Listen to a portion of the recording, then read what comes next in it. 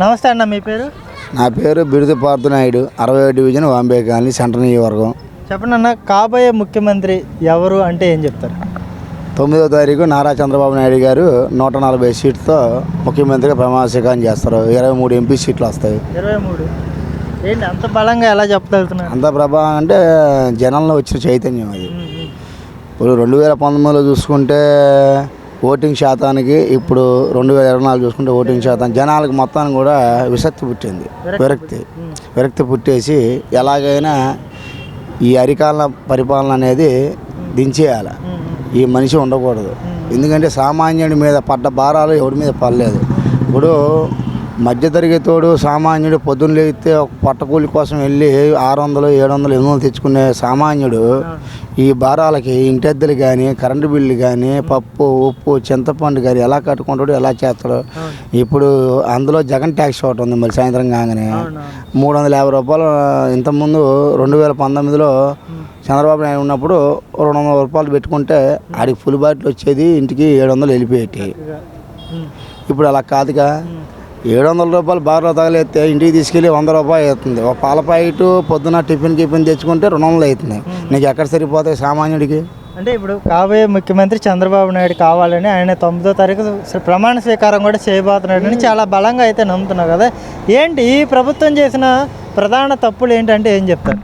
ప్రధాన తప్పులు అంటే నవరత్నాలు అన్నాడు, నవమోసాలు చేశాడు. నువ్వు నవరత్నాలు అన్నావు, తెల్ల రేషన్ కార్డు ఉందా లేదా, వాడు అర్హుడా కాదా అని చూడాలి. కానీ నీ ఇంట్లో కరెంటు బిల్లు ఎక్కువ వచ్చింది, నీకు 150 గజాలు ఇల్లు ఉంది, 2 కార్లు ఉన్నాయి, మీ ఇంటి పుట్టింటి సర్టిఫికేట్లు అని చెప్పి ఆ పథకాలకి ఆంక్షలు పెట్టి 30% ఇస్తే కోతలు కోసేసి 75%కి ఇవ్వలేదు. మరి ఆ ప్రజలంతా ఎలా ఓట్లు వేస్తారు? నేను నమ్మేస్తావు. ఒక ఛాన్స్ అన్నావు, ముద్దులు పెట్టావు, గోరు ముద్దులు ఆడావు, నేను విన్నా, నేను చూసా అన్నావు. అన్నోడు ఏం చూసావు, ఏం అన్నావు? ఉన్న ఒక్కదానికి రాయిదానికే దిక్కులేదురా మొగడా అంటే 3 రాయిదాని అన్నావు. ఎక్కడన్నా ఈ 5 సంవత్సరాల్లో ఒక ఇటుక రాయి పెట్టి రాయిదాని పరంగా నువ్వు ఏమైనా కట్టావా? ఒక రోడ్డు కొంత ఏమైనా బూడిచావా? ఏం చేసావు అని చెప్పి నీకు ఓటేస్తారు ప్రజలు నమ్మి నిన్ను. అది నిన్ను చూసి కాదు, మీ నాన్న చూసి చేశారు. మీ నాన్న టైప్ చేద్దాం అనుకున్నారు. కానీ నువ్వు ఇంత దుర్మార్గుల పార్కున చేస్తావు అని చెప్పి ఎవరు ఊహించరు. ఊహలకు అందన్నట్టు నువ్వు పరిపాలన చేసావు. వర్కౌట్ అవ్వలేదు. అంటే బాంబే కాలనీలో చాలా వరకు కూడా ఈ గవర్నమెంట్ కట్టించిన ఇల్లులు, అంటే ఈ భవనాలు అయితే ఉన్నాయి కదా, ఎందుకు ఈ భవనాల్లో ఇంకా జనాలకి ఇల్లు కేటాయించి ఇక్కడ నివాసాన్ని ఈ ప్రభుత్వం ఏర్పాటు చేయలేకపోయిందంటే మీరేం చెప్తారు? 2019లో చెత్త బ్యాటరీ ఇది. అవును. ఈ చెత్త బ్యాటరీ మీద బాండా ఉమామేశ్వర గారు చంద్రబాబు నాయుడు తెచ్చి చెత్త కుప్పలు ఎక్కించి ఈ సింగనార్ రోడ్డు కానీ ఆ భవనా కానీ కట్టించాడు. ఇవే 2000 ఇల్లు ఉన్నాయి. ఎక్కడ దాకా వద్దు, ఎక్కడ చంద్రబాబు నాయుడికి పేరు వచ్చేస్తుంది అని చెప్పి ఆ టిక్కో ఇల్లు కానీ ఈ ఇల్లు కానీ అలా మూత పెట్టేసి అలా మూలకు పెట్టాడు. ఆ టిక్కో ఇళ్ళల్లో ఏమో చెట్లు కొమ్మలు మొలిచేసి ఇళ్ళల్లో అలాగా ఎంత దౌర్భాగ్యం ఉందంటే అంత దౌర్భాగ్యం ఉంది. నువ్వు పట్టాలు ఇచ్చేసా అయిపోయింది, నేను 32 లక్షల పట్టాలు పంచా అన్నావు. పట్టా ఎవరికి కావాలి? అసలు కొంపేది? కాగితం ఇచ్చావు పట్టా. ఆ ఇల్లు ఎక్కడుంది? ఆ ఇల్లు ఎక్కడ ఉందో తెలియదు, ఎవరికి ఉందో తెలియదు, ఎక్కడ ఉందో తెలియదు. కట్టేసా అయిపోయింది, నేను ఇచ్చేసా, నా అక్క చెమ్మెళ్ళకి అది ఇది అని చెప్పి అన్నావు చేసావు. ఎవరికి ఇచ్చావు? నువ్వు ఎవరికి ఇవ్వలేదుగా. ఇక్కడ వాంబే కాలంలో ఇచ్చి ఉన్న 2000 కొంపలకే దిక్కు సెంటర్ నియోజకవర్గం విజయవాడ సిటీలో 2000 ఇల్లులు ఉన్నాయి ఇక్కడ అపార్ట్మెంట్లో. అయ్యే ఏ పేదోడికి నువ్వు ఇయ్యలేదు. అసలు అయ్యే ఈనోడి నువ్వు ఇంకా నువ్వు టిక్కో ఇల్లు ఇస్తా, నేను వచ్చేస్తే రూపాయికి ఇస్తా, అసలు రూపాయికి ఇస్తా ఇన్ని ఇల్లు అనోడివి రిజిస్ట్రేషన్ చేయి. ఎవరికి చేసావు రిజిస్ట్రేషన్లు? ఏంటి? ఎక్కడ కొండపామురోళ్ళు సిటీలో ఉన్నోడు కొండపామురోళ్ళు అడవిలోకి వెళ్ళిపోయి ఆ మూలబొక్కంలో కరెంట్ లేక ఏం లేక నువ్వు స్థలం ఇచ్చావంటున్నావు. స్థలం ఎక్కడుందో తెలియదు. ఆ వాలంటీర్కి తెలియదు, సచివాలయ సిబ్బందికి, తీసుకున్నాడు పట్టాదారుడికి తెలియదు. ఇచ్చావంతే పేరుకి పట్ట, పబ్లిసిటీ. నీ పబ్లిసిటీ చేసుకున్నావు మొత్తం 32 లక్షలకి పబ్లిసిటీ చేసుకున్నావు. కాగితం చెప్పి ఇక నేను పట్టా ఇచ్చాను అంతే. జగన్ గారు ఫెయిల్ అయ్యారా లేకపోతే మంత్రివర్గమే ఫెయిల్ అయిందంటే ఏం చెప్తారు? జగన్ తేడా కొట్టిందంటారు. ఎక్కడ తేడా కొట్టి ఏంటి? ఈ జగన్మోహన్ రెడ్డి గవర్నమెంట్లో జగన్మోహన్ రెడ్డి ఫెయిల్, ఈయన మంత్రి మార్గం ఫెయిల్. మాటలకి, బూతులకి, ఈత ప్రతిపక్షం మీద పడ్డానికి తప్ప, కక్ష సాధింపులు తప్ప ఎటువంటి న్యాయం అనేది నువ్వు పేదలకు చేయలేదు. 2024 జూన్ 4వ తారీఖు రిజల్టు, 9వ తారీఖు ప్రమాణ స్వీకారం, బోండా ఉమామేశ్వర గారు 20వ తారీఖు మంత్రివర్గంలో అత్యున్నత స్థానంలో మంత్రి పదవి తీసుకొని ప్రమాణస్వీకారం చేస్తారు. చెప్పేసి అది కూడా పురపాలక సంఘం నేను చెప్తున్నాగా రాసుకోండి. పురపాలక సంఘం మినిస్టర్ బోండా ఉమామేశ్వరరావు గారు మున్సిపాలిటీ మంత్రి అంటారా? అంతే. అంతేనా?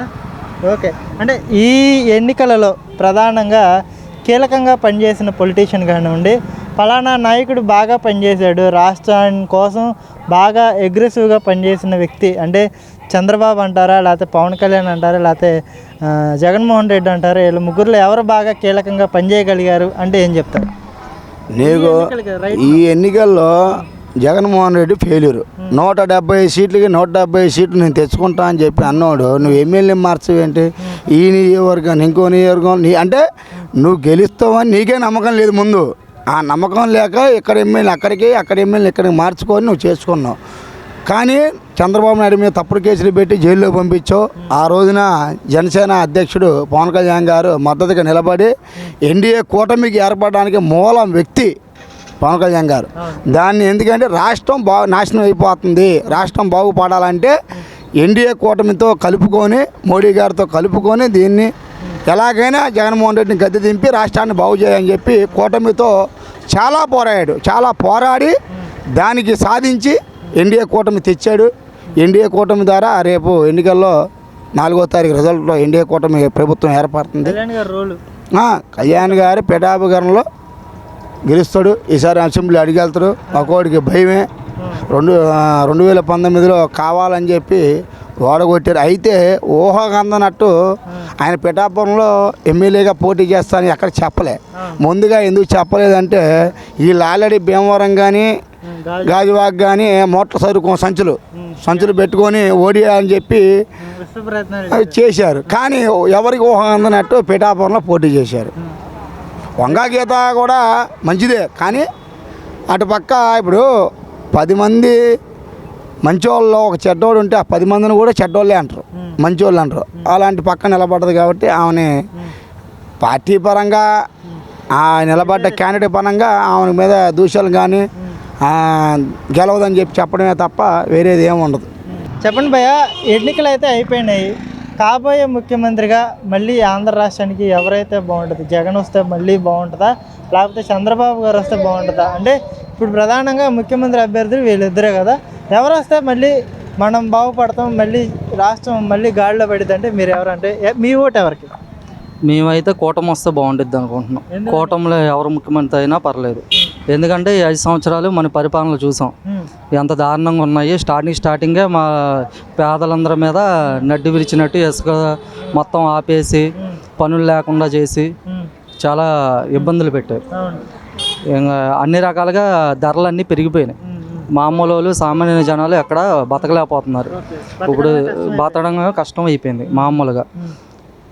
అందుకని చెప్పేసి నుంచి చౌకదారుల దుకాణాల ద్వారా రేషన్ వస్తుంది క్రమం తప్పకుండా. గుమ్మం వద్దకే సంక్షేమ పథకాలు అన్నారు. అదేవిధంగా ఆర్థికంగా కొంత చేయూతను అందించేందుకు నవరత్నాల పథకాల ద్వారా డైరెక్ట్గా బటన్ నొక్కి డబ్బులు నేరుగా ఖాతాదారులకు వేస్తున్నారు. అదేవిధంగా ఏ సమస్య వచ్చినా సరే వాలంటీర్ వ్యవస్థని ఏర్పాటు చేసి వాలంటీర్ల ద్వారా పరిష్కార మార్గం చూపించారు. సచివాలయ వ్యవస్థలను ఏర్పాటు చేశారు. ఇల్లు ఇస్తున్నారు. ఇంతకు మించిన ప్రభుత్వాలు ఏమున్నాయి, ఇంతకు మించి ఇంకా ఎవరేం చేయగలుగుతారు అన్నట్టుగా వైసీపీ నాయకులు, వైసీపీని సమర్థించే వాళ్ళు మాట్లాడుతున్నారు. మరి రాష్ట్రం ఏమో అధోగతి పాలైపోయిందని చెప్పేసి మీరు అంటున్నారు కదా. ఎందుకని ఈ వేరియేషన్ ఏంటి? ఈ పథకాలు అనేవి కూడా ఇప్పుడు 5 సంవత్సరాలు ఇవ్వాలి. పథకాలు అనేవి ఎవరికి రాలేదు. పథకాలు అంటే ఓ 2 సంవత్సరాలు ఇస్తే 2 సంవత్సరాలు, 1 సంవత్సరం ఏమో వస్తుంది. ఇంకో సంవత్సరం ఎందుకు రాలేదమ్మా అంటే కరెంటు బిల్లులు మీకు ఎక్కువ వచ్చేసినాయి అని చెప్పేసి కరెంటు బిల్లు పెంచేదాలే, కరెంటు బిల్లు పెరిగినాయని చెప్పేసి మళ్ళీ తగ్గించేసేది కూడా వాళ్ళే. ఇలా ఈ రకంగా మీకు 5 సంవత్సరాలు మీకు ఒక్క మనిషిని చూపియండి, ఏ పథకమైనా సరే మీరు ఉన్న ఇప్పుడు 5 సంవత్సరాలుగా కంటిన్యూషన్గా ఏ ఇబ్బంది పెట్టకుండా మీకు 5 సంవత్సరాలు వచ్చిన పథకాలని ఆంధ్రప్రదేశ్లో ఒక్కళ్ళని చూపియండి. ఒక్కళ్ళని చూపించి ఆ పాంప్లెట్ చూపించమనండి 5 సంవత్సరాలని. అవసరమైతే అక్కడ కట్ చేసేస్తున్నారు. మీకు 6 నెలల ముందు స్టేట్మెంట్ తీసుకురమ్మంటున్నారు. దాంట్లో కరెంటు బిల్లు మీరే పెంచేసి మీరే కరెంటు బిల్లు ఎక్కువ వాడేస్తున్నారని మీరే పథకాలు కట్ చేసేస్తే ఎలాగా? అది కుదరనంత వరకు పని. ఇంకా చాలా రకాలుగా అసలు ఎవరు లబ్ధి పొందలేదు. ఇంటి వరకు రేషన్ అనేది ఇక అది కూడా ఆ బియ్యం ఫస్ట్ సన్న బియ్యం అన్నారు, దాని తర్వాత ఏం లేదు, ఆ రేషన్ బియ్యం కూడా ఎవరు తినట్లేదు, ఆ బల్లలకే ఇచ్చేస్తున్నారు, కొద్దిగా గొప్ప తీసుకుంటున్నారు అంత తప్పించి ఎవరు అనేది ఇంటికి కూడా తీసుకెళ్ళట్లేదు. అక్కడ అయిపోయింది. మీరు అనుకున్నట్టు చంద్రబాబు గారు వస్తే మరి పరిస్థితులన్నీ చక్కబడతాయంటే ఏం చెప్తారు? ఆయన అంటే ఎక్స్పీరియన్స్ ఉన్న పర్సన్. ఇప్పుడు ఎన్ని రోజులు మనకు కానీ ఉద్యోగాలకు కానీ దేనికి కానీ మన రాష్ట్రానికి కానీ అభివృద్ధి చేసి చాలా చూపించాడు ఆయన ఆల్రెడీ. మీ కళ్ళ ముందే అవన్నీ ఉన్నాయి. ఆయన డెవలప్ ఇంకా మనం విడదీసిన రాష్ట్రం కదా, మనకు రాజధాని కూడా లేదు. ఇప్పుడు ఆయన వచ్చి మన రాజధాని నిలబెట్టి ఉద్యోగాలు కల్పిస్తే అందరం బాగుపడతాం. అది ఎలాగో చెడిపోయింది ఇప్పుడు రాజధాని ఏదో అంటే ఎవరు ఏం చెప్పలేకపోతున్నారు, చెప్పలేని పరిస్థితి. రాజధాని ఏదో అంటే అసలు మరీ దారుణం, అబాసుపాలి, దానికన్నా దారుణంగా తిడుతున్నారు నిజంగా జనాలంటే. నువ్వు ఏదైనా పోనీ ప్రకటించి నువ్వు ఒక దాని మీద ఉండి పోనీ దాన్నైనా డెవలప్ చేసి ఉంటే బాగుండేది. ఇక్కడ అమరావతి ఒక ఇటుగ్రహి తీస్తారు కానీ వెనక్కి కట్టిన ఏమీ లేవు. అంటే ఏ విషయంలో వైసీపీ గవర్నమెంట్ ఫెయిల్ అయిందంటారు? ఈ అన్నిట్లో ఫెయిల్ అయింది, ఒక దాంట్లో అని లేదు. ఒక దాంట్లో అని చెప్పేసి లెక్క కట్టలేము. చాలా రకాలుగా చాలా అన్నిట్లో ఫెయిల్ అయింది. పరిపాలన మొత్తం అసలు ఫెయిల్యూర్. ఇక పాయింట్ల పరంగా అయితే మొత్తం మైనస్లో అయింది.